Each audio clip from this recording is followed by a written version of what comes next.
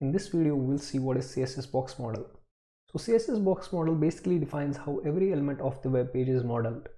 It says that every element is represented as a box and CSS is used to define its dimensions.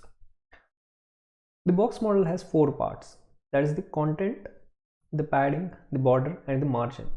Content is basically that we write the text or the font or the images or the div or the paragraph, and that content has padding, that is the space between the border of this element and the content itself. That is the, let's suppose this is the space between the text and the border of that element inside a paragraph tag. And then there is margin. Margin is the space between this element and its neighboring elements. So these four parts define the box model. So I'm in my VS Code and I have created a file named cssboxmodel.html and I have linked it with an empty CSS file, that is app.css. Now let's try to create a div and its ID, let's suppose, would be box. It is called box. Let's suppose we will add some random text in it. Again, some random text. Let's add some more random text and some more. And if I save it, now let's try to add some CSS inside this. So I will go to app.css and I will select that using the ID selector, that is hash symbol and box. Now first one is the margin. Let's try to add the margin of 100 pixel.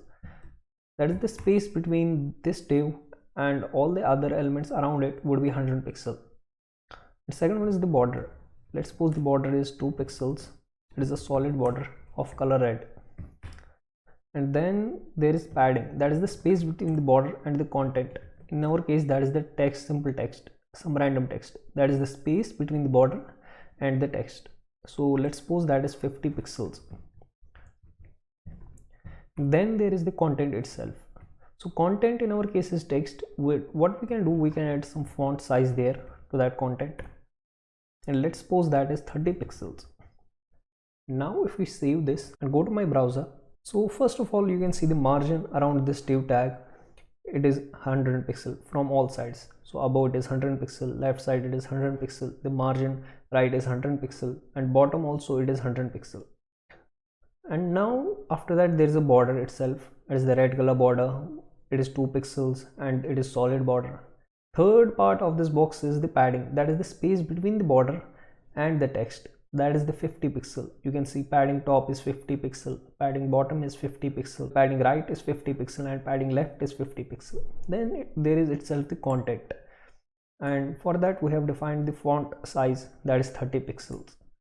So all these four parts, they combinedly make the box model, and you can define these properties and tweak with these to get different results.